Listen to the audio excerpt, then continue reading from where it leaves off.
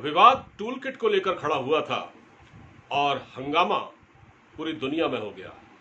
हंगामा भारत में भी है और लोगों की जो ओपिनियन है वो इस मामले में बटी हुई है।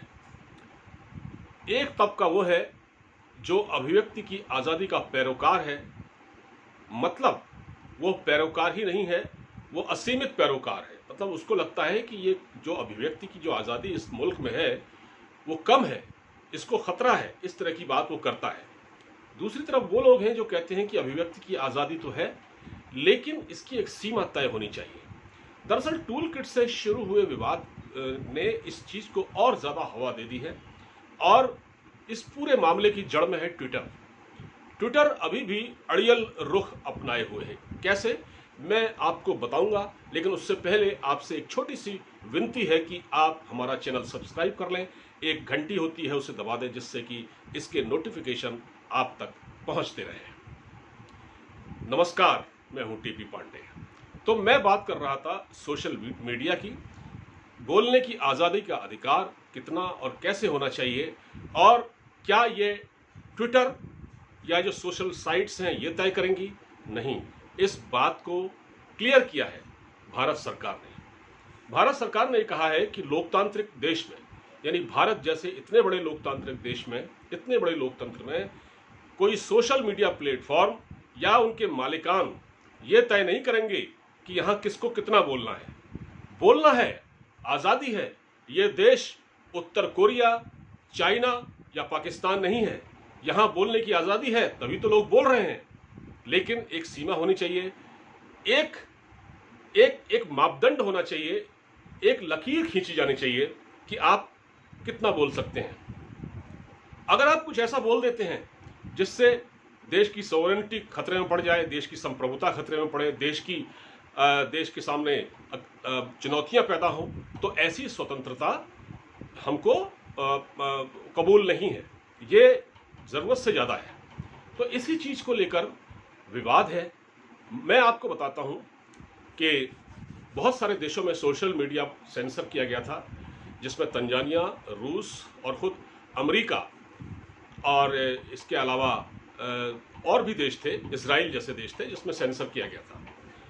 मगर भारत में ऐसी कोई बात नहीं है सेंसरशिप की। लेकिन मैं आपको एक बात बता रहा हूँ, जैसे टूल किट को लेकर विवाद शुरू हुआ और ट्विटर ने इसको मैनिपुलेटेड बताया, और इसी संदर्भ में मैं आपसे एक बात शेयर करना चाहता हूँ। वो ये है कि रूस के राष्ट्रपति व्लादिमीर पुतिन ने एक बार कहा था एक इंटरव्यू में कि जो ये सोशल प्लेटफॉर्म होते हैं ना, सोशल मीडिया, फेसबुक, ट्विटर और जो भी है, ये किसी भी देश में अगर चुनी हुई सरकार है, प्रचंड बहुमत से कोई भी चुनी हुई सरकार है, तो ये उसके खिलाफ मुश्किलें पैदा करते हैं, उनको गिराने की कोशिश करते हैं। ये व्लादिमीर पुतिन ने कहा था।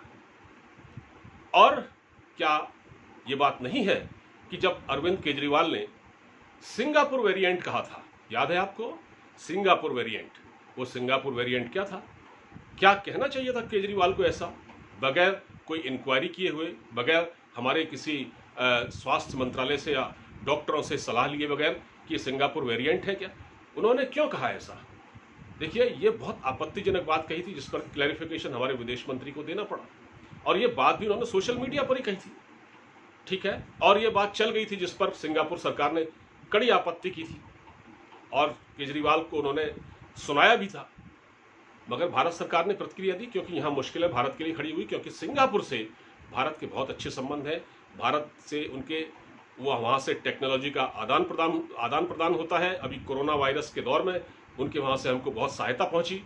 तो क्या इससे हमारे, अगर ये बात ज़्यादा बढ़ती तो क्या सिंगापुर से हमारे रिलेशन ख़राब नहीं हो सकते थे? फिर भी मैं आपको ये कहना चाहता हूँ कि ये जो भी हो रहा है, ये इसकी जड़ में सोशल मीडिया है।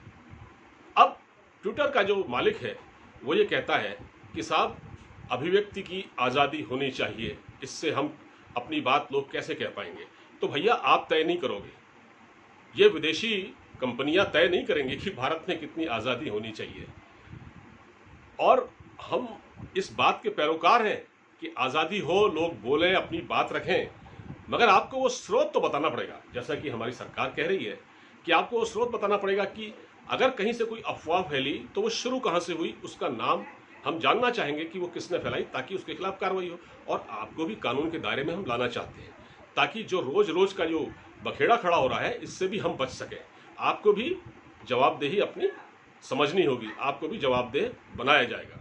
ठीक है, तो ये सारी चीज़ें हैं। अब आप देखिए कि कितना ट्विटर जो है वो किस कदर विक्टिम कार्ड खेल रहा है।